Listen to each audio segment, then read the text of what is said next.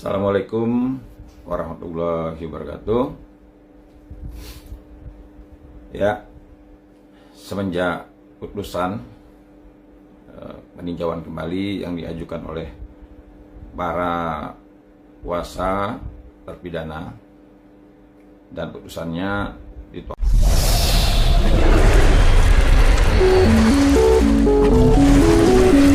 Banyak sekali netizen, masyarakat, teman-teman yang bertanya kepada saya terkait dengan tanggapan permohonan PK yang ditolak. Nah, sebenarnya saya tidak mau memberikan tanggapan ya atau komentar terkait dengan putusan PK yang ditolak. Tapi karena sudah banyak sekali yang nge-DM, banyak sekali juga yang menghubungi saya tanggapannya terkait dengan ditolaknya PK yang diajukan oleh para terpidana.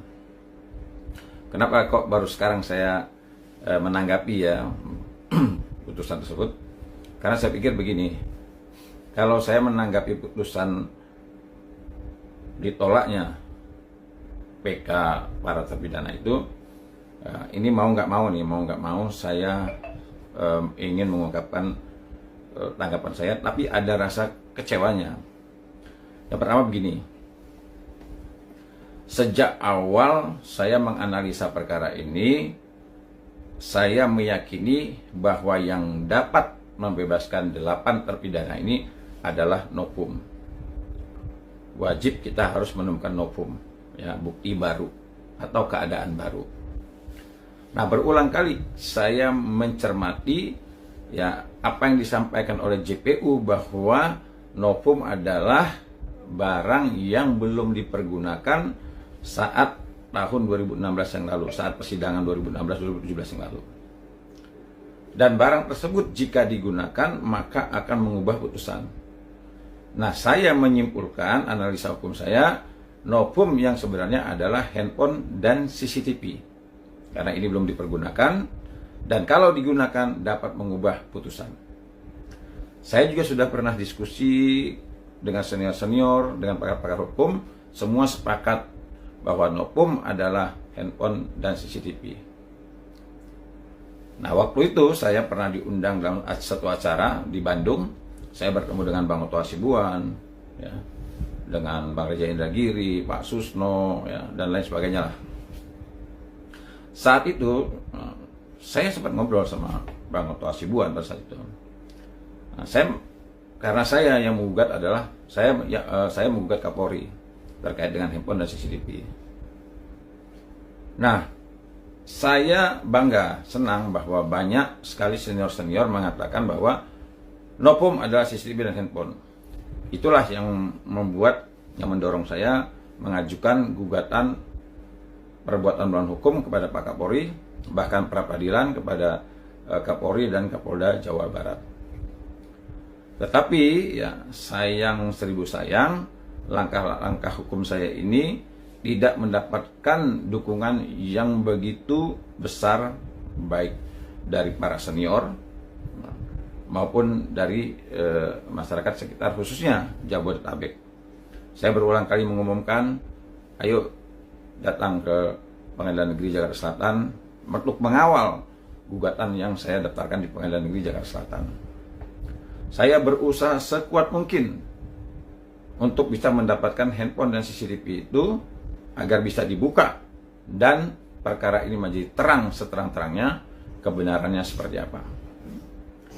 Kalau kita ingin tahu bahwa di 8 terpidana ini pelaku pembunuhan atau bukan, buka handphone dan CCTV. Tapi sekali lagi, sayang seribu kali sayang, langkah hukum saya tidak mendapatkan dukungan yang begitu besar, baik dari para senior maupun dari masyarakat, khususnya yang ada di Jabodetabek.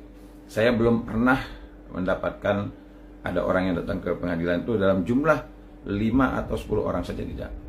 Tadinya harapan saya akan banyak orang yang mendukung hadir di persidangan untuk bisa mengawal agar permohonan saya bisa dikabulkan. Jadi saya sudah WA Bang Oto Hasibuan, saya sudah telepon, bisa direspon. Saya juga waktu itu minta Pak Susno Duaji untuk jadi saksi. Kebetulan untuk jadi ahli. Pak Susno berada di Iran. Saya juga sudah komunikasi dengan Pak Ugroseno. Ya, jadi yang merespon dan aktif hanya Bang Reja Indragiri dan Bang Nyoman Rai. Inilah yang kedua orang ini yang saya hadirkan menjadi ahli di persidangan gugatan pra peradilan saya. Jadi sekali lagi ya, saya tidak mau terlalu jauh panjang untuk mengungkapkan ya apa selama ini yang menjadi ganjalan saya ketika saya tidak berhasil mendapatkan handphone dan CCTV. Karena sebenarnya kuncinya ingin mengetahui kebenarannya, apakah 8 terpidana ini pelaku kejahatan atau bukan. Handphone dan CCTV wajib dibuka. Saya tidak heran dengan putusan PK yang ditolak. Karena kalau bicara masalah hukum, putusannya sudah benar. Karena novum yang diajukan bukanlah novum yang sebenarnya. Nah, sekarang saran dari saya, banyak orang bertanya bagaimana nasib 8 terpidana.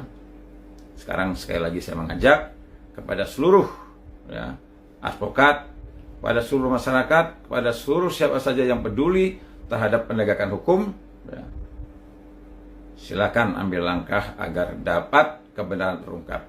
Dari mana bisa terungkapnya? Tidak lain dan tidak bukan handphone dan CCTV. Mungkin itu saja yang bisa saya sampaikan. Sekali lagi, saya tidak bermaksud untuk menyudutkan siapapun, tapi saya hanya bicara fakta ketika saya berusaha agar kebenaran terungkap dan lahir keadilan. Saya pernah sidang ya sendiri menghadapi Mabes Polri, menghadapi Polda Jawa Barat. Tapi saya tidak pernah menurunkan semangat saya untuk bisa mengungkapkan kebenaran. Walaupun pada akhirnya saya merasa ya saya tidak mendapatkan dukungan yang begitu penuh, tapi saya tidak pernah menyesal, saya tidak pernah putus asa, saya tetap semangat ya sepanjang ingin mengungkapkan kebenaran dalam rangka melahirkan keadilan.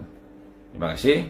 Mungkin ini bisa menjawab dari pertanyaan-pertanyaan teman-teman yang selama ini kenapa saya tidak mengeluarkan pendapat atau tanggapan terkait dengan penolakan PK yang diajukan oleh para terpidana. Terima kasih.